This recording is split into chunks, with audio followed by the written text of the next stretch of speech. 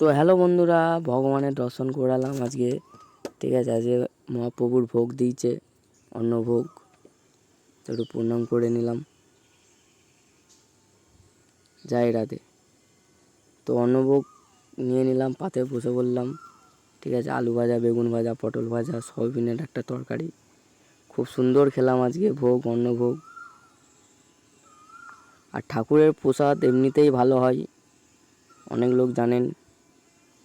মাসি আরে এসছে ঘরে, 2 মাসি। তো আজকে বৃহস্পতিবার অন্নভোগ খেলাম। ঠিক আছে, তোমরা যে যে খেতে চাও লাইক, কমেন্ট, সাবস্ক্রাইব করে রাখবেন।